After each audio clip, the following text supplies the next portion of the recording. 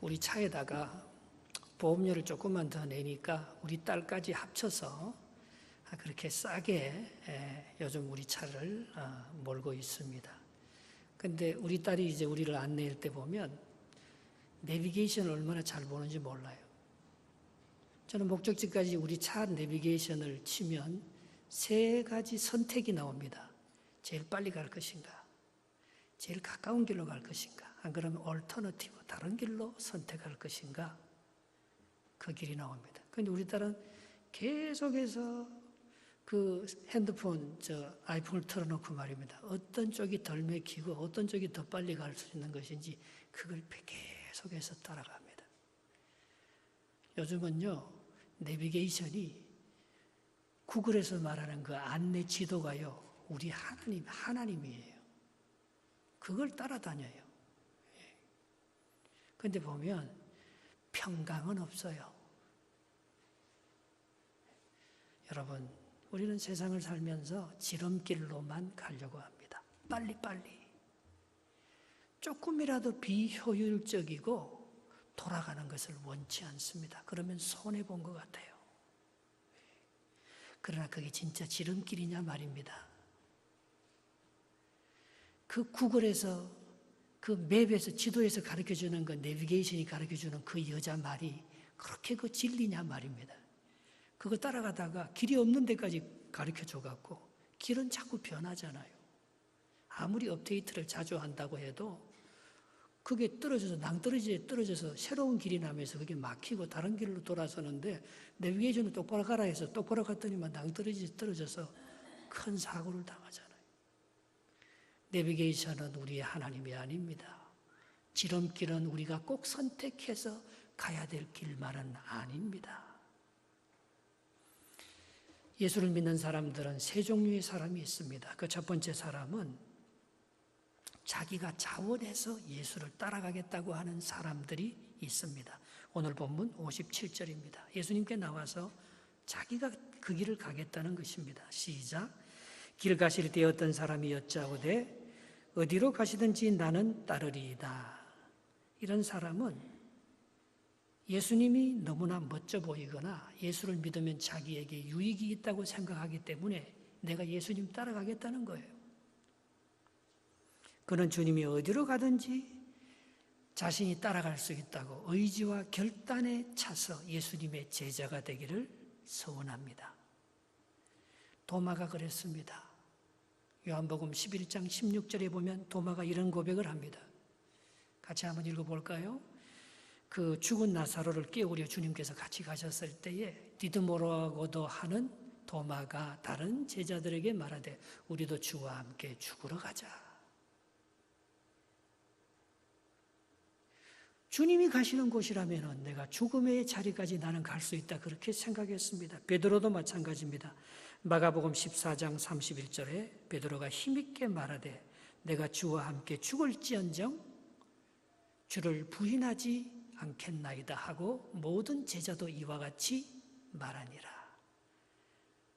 주님이 가시면 그게 죽음의 길이라도 내가 주님과 함께 죽겠습니다. 결단을 하고 그들이 그 길을 가겠다고 말합니다. 이런 사람들은 예수를 믿으면 축복과 영광을 다 받을 줄로만 압니다. 그래서 지름길을 택한 것입니다. 그런데 이에 대한 예수님의 대답은 어떻습니까? 전혀 다른 대답을 하십니다. 58절 말씀입니다. 같이 한번 읽어보겠습니다. 시작. 예수께서 이르시되 여우도 굴이 있고 공중의 새도 집이 있어되 인자는 머리 둘 곳이 없도다 하시고 했습니다. 나를 따라오면 축복과 영광을 받는 게 아니고 짐승보다 못한 열매를 맺는다. 여우나 공중에 나는 새보다도 더 힘들게 살게 될 수도 있다. 그렇게 말하는 것입니다. 우리 선배들이 목사가 될 때는 목사는 정말 인기 직종이 아니었습니다.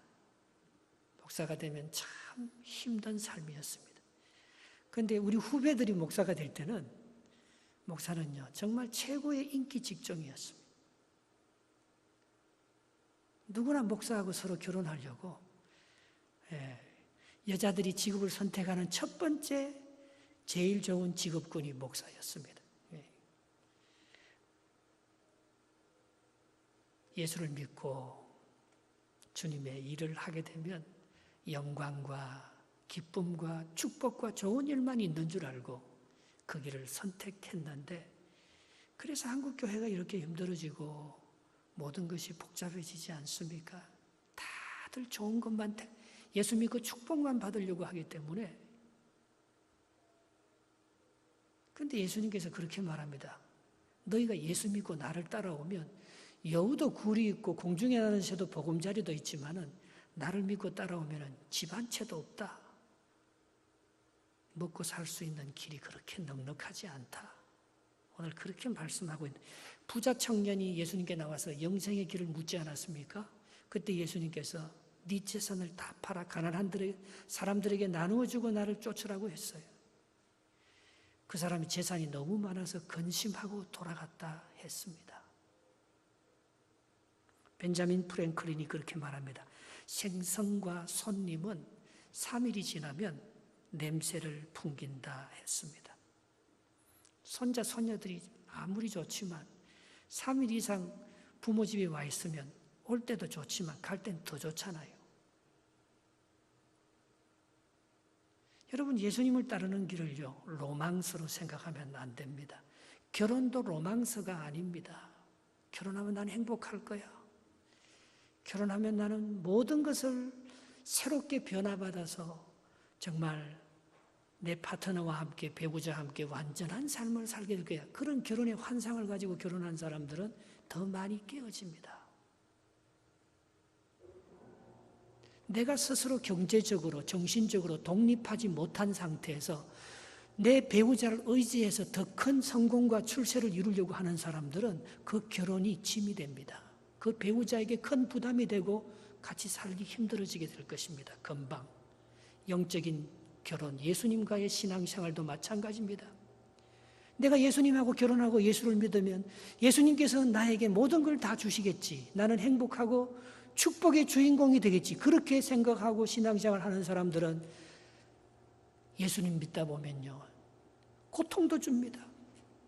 오히려 큰 질병에 걸릴 수도 있습니다. 가난해지고 망할 수도 있습니다. 예수님 때문에 더 비난을 받고 예수 그리스도 때문에 받지 않아야 될 고통과 더 많은 짐을 지고 갈 수도 있습니다. 내가 생각한 그 예수님 상이 아닌 거예요. 그래서 가룟유다처럼 예수님을 배반해버리잖아요. 나는 예수님을 위해서 내 전 재산을 다 바쳤는데 예수님 날 위해서 해준 게 뭐가 있습니까? 누구한테 한 소리만 들어도 그걸 못 감당해냅니다. 예수 믿으면서 조금만 더 큰 짐이 부여해도 내가 예수를 믿고 하나님을 의지하며 주님께 모든 걸 바쳤는데 하나님 나에게 뭘 해줬습니까? 불평하고 원망하는 삶을 살게 되는 것이죠. 시간적으로 신앙생활을 오래 했다고 해도 영적으로 자라지 못하면 어린아이입니다. 그런 사람들은 결혼생활을 제대로 못 해낼 것입니다. 결혼은 상대방을 받아주고 배려하고 이해하는 마음 없이 어떻게 결혼생활이 되겠습니까? 영적인 예수님과의 결혼, 우리의 신앙생활도 정말 내가 예수님께서 무엇을 많이 받기보다도 이미 다 주셨는데 우리가 복을 받기 위해서 행하는 게 아니잖아요. 이미 하나님께서 구원의 복을 주셨고 지금까지 내가 할 수 있는 모든 것보다 더 큰 축복을 이미 다 주셨는데 하나님 그렇게 해주시지 않아도 나는 주님께 감사합니다. 당신이 나에게 잘 해주지 않아도 당신이 있는 존재만으로도 나는 기쁘고 감사해. 그걸 받아들일 때 서로 행복한 거지요. 내가 당신에게 이런 큰 기대를 갖고 결혼했는데 당신이 나에게 해준 게 뭐가 있어? 그러면 서로 싸울 일밖에 뭐가 있겠습니까? 고린도전서 3장 1절에 바울이 고린도 교회에 이렇게 말합니다. 형제들아, 내가 신령한 자들을 대함과 같이 너희에게 말할 수 없어서 육신에 속한 자 그리스도 안에서 어린 아이들을 대함과 같이 하노라. 내가 너희들에게 조금만 센 얘기를 해도 목사님께서 뭐 그런 얘기를 하시나? 난 그거 못 먹어. 나 그런 설교 들으려고 교회 온 거 아니야. 못 먹는 거예요. 조금만 강한 음식을 먹여도. 그래서 내가 너희들을 어린아이를 대하는 것 같이 그저 넘어질까 봐, 그저 다치고 맥히고 잘못될까 봐 계속해서 오냐 오냐 하면서 받아주는 것처럼 내가 너희를 대한다고 했습니다. 이런 사람들은 스스로 자기가 예수님을 따르겠다고 하는데 그 따르는 목적을 보면 자기 유익을 위해서인 거예요. 예수님을 통해서 뭔가 얻어보려고, 예수님을 통해서 성공하고 영광을 얻어보려고, 예수님을 이용해서, 예수님을 의지해서 뭔가 내 길을 지름길로 한번 빨리 도달해 보려고. 그런데 그런 사람들이 정말 많은 것을 예수님께로부터 얻느냐 말입니다. 그런 사람들이 정말 신앙생활에서 큰 복을 받고 축복을 누릴 수 있느냐 말입니다. 어린아이에 불과한 거죠. 두 번째, 예수님을 따르는 사람에게는 이런 부류가 있습니다. 59절 그 다음 절입니다. 한번 읽어보겠습니다. 또 다른 사람에게 나를 따르라 하시니 그가 이르되 나로 먼저 가서 내 아버지를 장사하게 허락하소서. 이 사람은 자기가 예수님을 따르려고 하는 사람이 아닙니다. 자기에겐 더 중요한 일이 있습니다. 부모를 모시고 아버지를 장례하는 일입니다. 그런데 예수님께서 이 사람을 뭐라고 말해요? 그 다음 절 한번 읽어봅시다. 60절 이르시되 죽은 자들로 자기의 죽은 자들을 장사하게 하고 너는 가서 하나님의 나라를 전파하라 하시고. 이 사람들은 자기가 자원해서 예수님의 제자가 되겠다고 하는 사람들이 아닙니다. 나는 내 일을 하겠다는 거예요. 그런데 예수님께서 너는 그 일을 하지 말고 부모 장례 치르는 것보다 나의 제자가 되어서 나의 일을 하라고 예수님으로부터 택함을 받고 부르심을 받은 사람들입니다. 우리 이런 사람들을 가리켜서 은혜를 입은 자라고 말하고 있습니다. 이 사람들은 자기가 주인된 지름길을 갈 수 없는 사람들입니다. 내 주를 가까이 하려 함은, 이건 내가 주님을 가까이 하는 내가 주체잖아요. 그러나 찬송가 가사는 그렇게 안 되어 있습니다. 내 주를 가까이 하게 함은 주님이 나를 예수님께 가까이 가도록 늘 나를 인도해 가신다는 것입니다. 주님의 은혜로 예수님의 부르심을 받고 제자가 된 사람, 가룟유다 빼고 예수님의 모든 제자들은 자기가 자원해서 예수님의 제자가 된 사람들이 아닙니다. 베드로가 어떻게 예수님의 제자가 되었습니까? 누가복음 5장에 보면 밤새 고기를 잡았지만 고기 한 마리도 못 잡습니다. 아침에 실망하고 음앙을 접는데 예수님께서 오셔서 베드로에게 그렇게 말합니다. 깊은 곳에 가서 그물을 던지라고. 기분이 좀 나빴지만 예수님의 말씀에 순종해서 고기를 잡고 그물을 던졌는데 정말 그물이 찢어지듯이 고기를 많이 잡았잖아요. 그러면서 예수님께서 베드로에게 하는 말이 나를 따라오너라. 내가 너를 사람을 낚는 어부가 되게 하리라. 베드로가 예수님 잡은 거 아닙니다. 베드로가 예수님의 제자가 되겠다고, 예수님 믿으면 뭐 좋은 것이 있겠다고 스스로 결단하고 예수님의 제자가 된 거 아닙니다.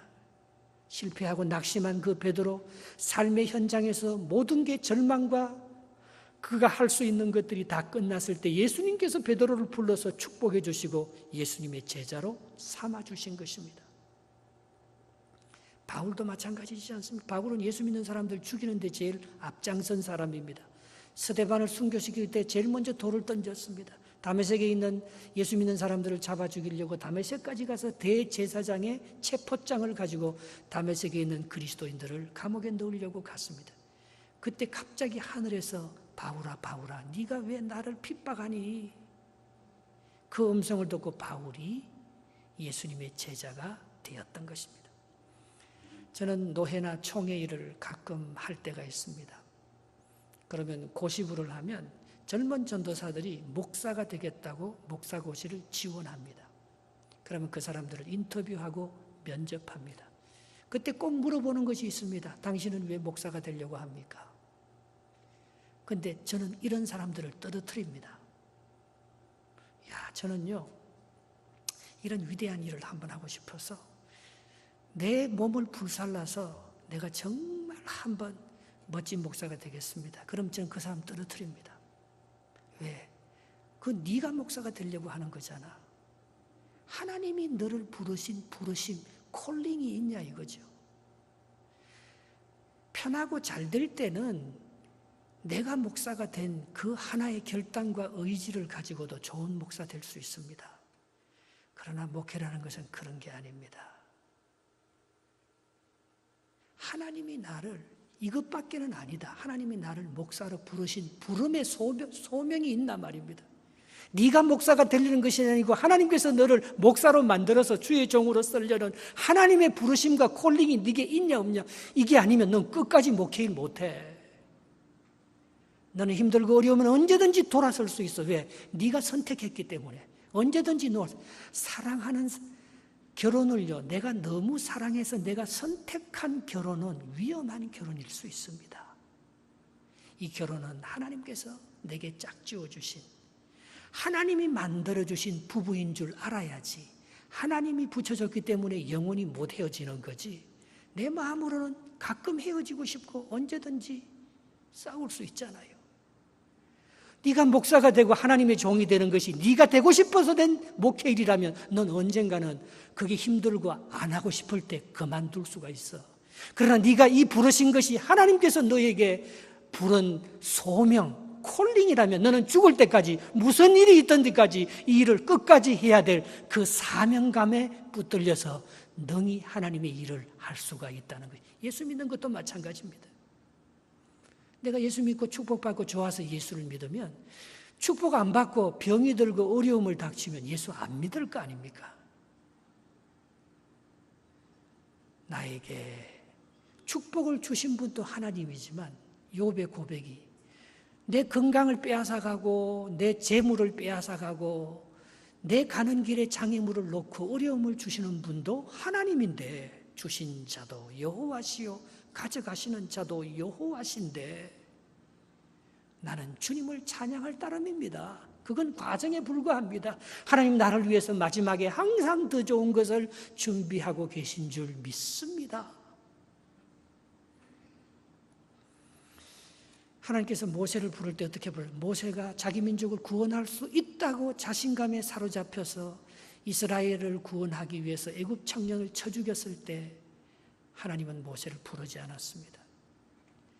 그는 그 이후로 미디안 광야에 쫓겨나가서 처가살이를 하면서 자기의 장인 이드로의 양무리를 치면서 정말 나약한 목동에 불과했습니다. 그런데 출애굽기 3장에 보면 어느 날 떨기나무 불꽃 가운데서 하나님이 임재하시면서 하나님께서 모세를 부르잖아요. 출애굽기 3장 4절 5절입니다. 같이 한번 읽어보겠습니다. 여호와께서 그가 보려고 돌이켜 오는 것을 보신지라 하나님이 떨기나무 가운데서 그를 불러 이르되 모세야 모세야 하시매 그가 이르되 내가 여기 있나이다. 하나님이 이르시되 이리로 가까이 오지 말라. 내가 선 곳은 거룩한 땅이니 내 발에서 신을 벗어라. 하나님의 일은요 신 벗고 하는 거예요. 여러분 광야를 걸어가는데 그 험한 산길과 뜨거운 모래 광야를 걸어가는데 신발 벗고 어떻게 걸어가요? 내 의지를 내려놓고 하는 거지요. 모세야 모세야. 하나님께서 정말 이드로의 양무리를 치면서 아무런 힘이 없어서 자기가 할 수 있다는 의지가 다 꺾인 모세를 주님의 종으로 부릅니다. 네가 바로에게 가서 내 백성 이스라엘을 해방시켜라. 모세가 깜짝 놀랍니다. 나는 살인자고 도망자인데 내가 애굽에 다시 들어가면 애굽 사람들이 나를 잡아서 감옥에 넣을 건데 바로가 내 말을 듣고 이스라엘 백성들을 돌려보내 주시겠습니까? 나 못 갑니다. 나는 말도 못하는 어눌한 자입니다. 내가 너를 보낸다고 계속해서 하나님께서 모세를 설득시키고 있습니다.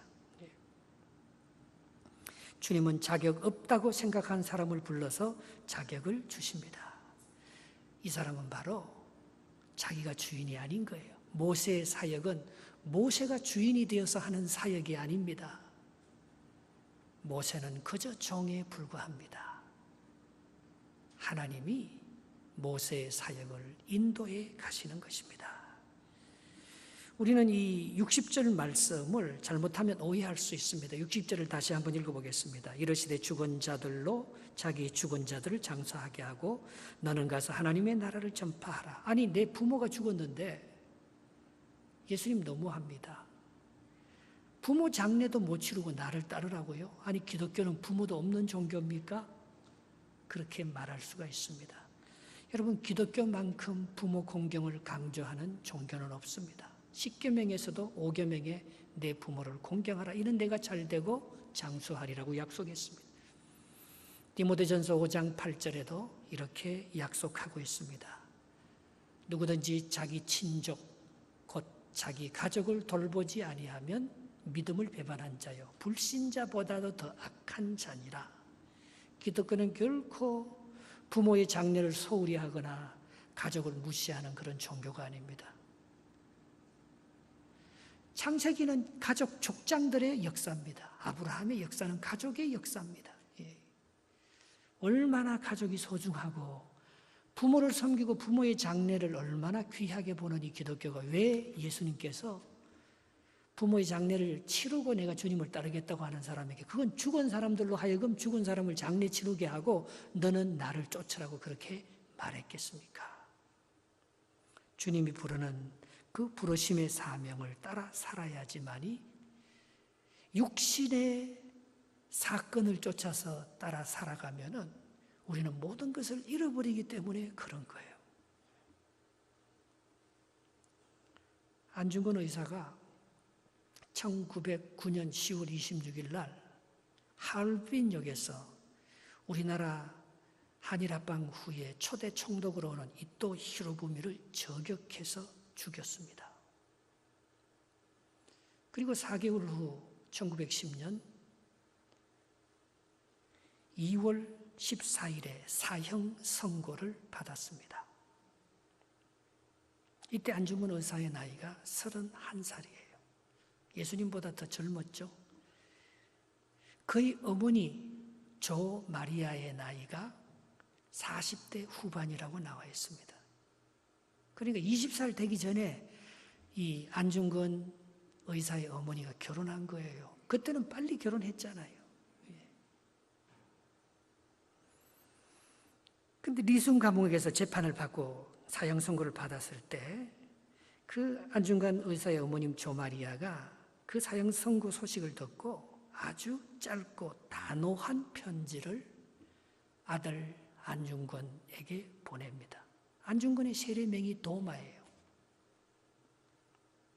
도마야, 내가 만일 늙은 어미보다 먼저 죽는 것을 불효라고 생각한다면 이 어미는 웃음거리가 될 것이다. 너의 죽음은 너 한 사람의 것이 아니라 조선인 전체의 공분을 짊어지고 있는 것이다. 내가 항소를 한다면 그것은 일제의 목숨을 구걸하는 짓이다. 내가 나라를 위해 이에 이른 적 땀만 먹지 말고 죽어라. 옳은 일을 하고 받은 형이니 비겁하게 삶을 구하지 말고 대의에 죽는 것이 의미에 대한 효도이다. 아마도 이 편지가 이 어머니가 너에게 쓰는 마지막 편지가 될 것이다. 여기에 너의 수의를 지어 보내니 이 옷을 입고 가거라. 어미는 현세에서 너와 재회하기를 기대하지 않는다. 다음 세상에서 반드시 하나님의 아들이 되어 이 세상에 나오너라. 엄마가, 여러분 안중근이가 위대한 것이 아니고 그 엄마가 위대한 것이죠. 엄마의 신앙이 우리의 삶을 주님께 드리는 힘든 결단은 헌신하지 않아도 되는 그런 나약한 신앙이 아닙니다. 여러분 만약에 안중근 의사가 그래서 목숨을 구걸하면서 살려달라고 하고 발부둥을 쳤다고 해서 살았겠습니까? 여러분 우리 조국 대한민국이 그냥 지켜진 게 아닙니다. 이런 훌륭한 믿음의 사람들의 한 알의 밀이 땅에 떨어져서 헌신한 그 기도와 희생의 열매입니다. 우리 자녀들이 결코 그냥 잘 되지 않습니다. 거기는 남모르는 눈물과 희생의 땀과 수고와 피가 있습니다. 그래서 예수님께서 죽은 자들로 죽은 자들을 장례 치르게 하고 너는 나를 따르라는 거예요. 그저 지름길로, 그저 내게 유익한 길로 하나도 손해보지 아니하고 예수 믿으면 다 복을 받고 은혜를 받는 길인 줄 알고 그 길로만 가려고 그렇게 했더라면 하나님의 나라가 세워질 수 있겠습니까? 이 세상에 가장 가치 있는 일은 많은 희생과 수고와 아픔을 지불하고야만 얻을 수 있습니다. 세상에 공짜가 있습니까? 사실 공짜는 없습니다.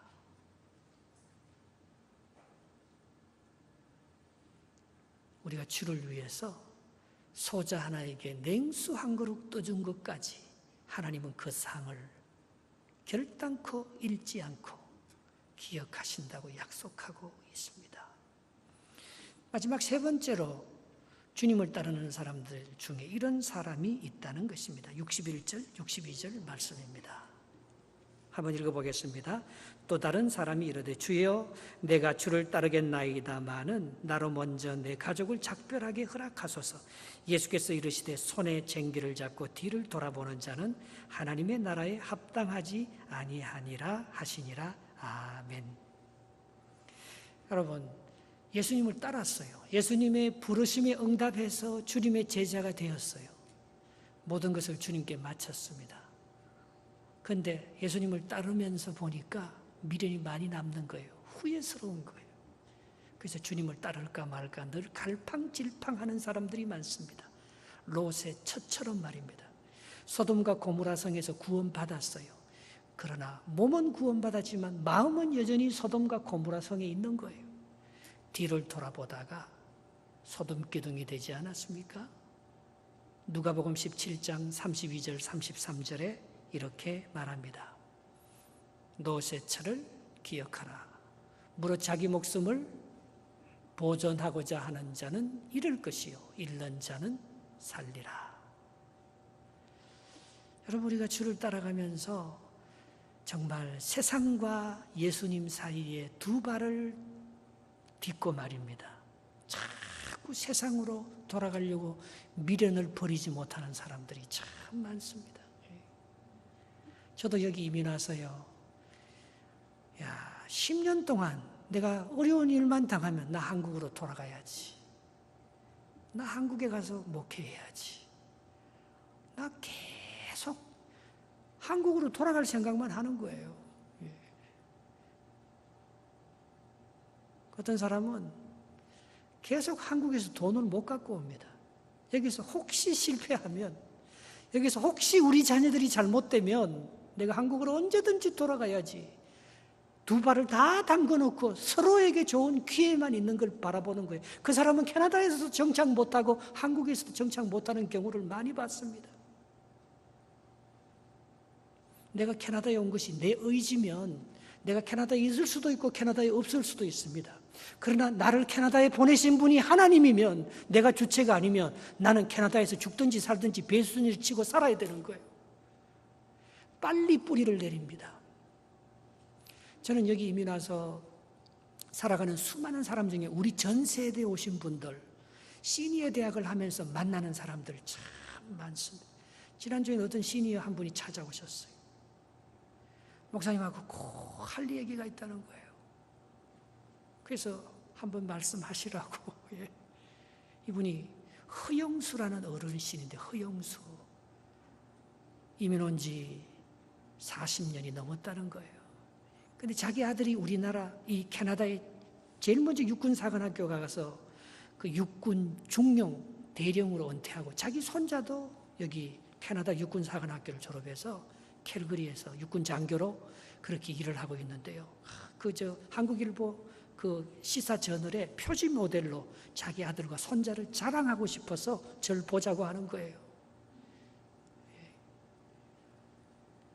그분이 6.25 전쟁에 참여해서 청진까지 올라갔다가 쫓겨서 철수해서 그래서 유엔군에 들어가서 영국군으로 근무하다가 캐나다 이민이 문이 열려서 이렇게 해서 자기는 캐나다의 군인이 되고 싶었는데 자기는 안 받아줘서 자기 아들과 자기 손자를 캐나다에 바치면서 캐나다에서 이 자기 부인을 위해서 워터루에 집을 하나 지었더라고요. 근데 그때 온 사람들의 자녀들은요, 왜 그렇게 훌륭한지 다 잘 됐더라고요. 저는 깜짝 놀래요. 아니, 돈 200불 들고 왔대요. 정말 내가 여기서 뭔가, 아이들이 그러니까 우리 엄마 아빠는 돈이 없어. 이게 헝그리 정신이, 결국은 헝그리 정신인 거예요. 나는 내 길을 개척해 나가지 않으면 우리 엄마 아빠를 믿고는 아무것도 할 수가 없어. 배수진을 치는 거예요. 나는 한국으로 돌아갈 수도 없어. 난 여기서 성공해야 돼. 난 여기서 뼈를 묻어야 돼. 그 길 하나밖에 없는 거예요. 쟁기를 잡고 뒤를 돌아보는 자는 하나님의 나라에 합당하지 않다고 했어요. 앞만 보고 가야지, 앞만. 푯대를 향해서 믿음으로 전진해. 이미 예수를 믿었는데 다시 세상으로 노새처처럼 다시 내가 옛날의 모습으로 또 돌아가 버리면, 힘들면 또 소돔과 고모라성을 그리워하면 언제 내 길을 갑니까? 언제 이 땅에서 뿌리를 받고 정착하여 우리의 2세 3세가 여기에서 빛을 보며 하나님의 영광을 누리는 위대한 하나님의 자녀로 쓰임받을 수 있겠습니까? 내가 갈팡질팡하는데 맨날 쟁기를 잡고 자꾸 뒤를 돌아보는데 하나님의 나라에 합당하지 않다는 것입니다. 우리는 그래도 부유한 거예요. 우리는 그래도 비빌 때가 있는 거예요. 그러니까 하나님을 절대적으로 의지하지 않아요. 하나님을 바라보면서 내가 주의 뜻이라면, 우리는 좁은 길로 하나님의 인도하심을 받으려고 하지 아니고 넓고 평탄하고 빠른 길로, 지름길로만 가려고 합니다. 그런데 그 길이 우리를 정말 축복해 주는 길은 아닌 거예요. 정말 축복해 주는 것은 우리의 발걸음을 반석 위에 예수 그리스도 앞에 세우는 거예요. 주님이 내 가는 걸음을 인도하시는, 거기에 나를 드리는 거예요. 내가 캐나다 살고 싶다고 해서 살고 싶어지는 것도 아니고, 내가 베트남에 살고 싶다고 해서 살고 싶어지는 게 아니더라고요. 내가 한국으로 돌아가고 싶다고 돌아가는 길도 아니에요. 또 어떤 사람은 돌아가기도 하시겠지요. 돌아가서 조국을 위해서 더 큰 일을 하실 사람도 물론 있겠지요. 그러나 그 모든 것이 내 의지와 내 결단과 내가 주체가 되어서 지름길로만 빨리 가려고 하는 인생이 아니고, 내 걸음을 반석 위에, 그리스도 위에 세울 때 내 걸음을 경고케 하시고 내 걸음을 인도하시는 분의 인도함을 받을 때, 그게 지름길이죠. 이스라엘 백성들이 광야에 나왔을 때 계속해서 힘들 때마다 왜 이렇게 광야길은 먹을 것도 없고 지루하고 따분하고 반복된 일상의 그런 개미 쳇바퀴 도는 재미없는 생활이, 그래서 그때마다 애굽의 그 가마 밑에서 먹던 맛있는 고기와 마늘 냄새 때문에 애굽을 그리워하면서 계속해서 애굽을 돌아가려고 합니다. 그러니까 40년을 방황하잖아요. 40년을 방황. 아니, 빨리 하나님께서 가나안으로 인도해 주실 믿고 가나안만 보고 바로 직진하면 일주일이면 갈 수 있는 길인데, 계속해서 애굽을 그리워하니까, 애굽에 돌아가려고만 하니까 가나안으로 못 가는 거예요. 누군가가 우리의 발목을 많이 잡고 있습니다. 그러면서도 빨리 지름길로만 가려고 말입니다. 지름길로 가는 것보다 더 중요한 것은 우리의 발을 반석 위에 세우는 것입니다. 그러면 주님께서 우리를 평강의 길로 인도해 가실 것입니다. 내가 하는 일이 아닙니다. 내 미래는, 내 길은 내가 개척해내는 길이 아닙니다. 오늘도 하나님의 음성을 듣고 순종하려고 하면 주님께서 우리의 걸음을 인도하십니다. 주의 말씀은 내 발의 등이요 내 길의 빛이니이다. 주님의 인도함을 받아갈 때 우리는 정말 그게 지름길입니다. 내가 빨리 계산해서 내비게이션을 열심히 보면서 더 막혀요. 더 막혀. 막 계속해서 내비게이션 보면서 빠른 길로 가려고 하는데 마음의 평강이 없기 때문에 사고 나겠어요. 조급해요. 하나님께 맡기고 하나님의 인도함을 받는 저와 여러분들의 삶이 되시기를 주님의 이름으로 축복합니다.